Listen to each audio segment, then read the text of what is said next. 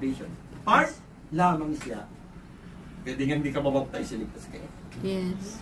Yung sinasabi ko nga sa inyo, yung bang nakapako sa krus na nasa kanan, sabi niya, Panginoon, alalahanin mo ko sa paraiso. Ano sabi ni Kristo? Today, So, you will be with me. salvation. Yes. Is He baptized?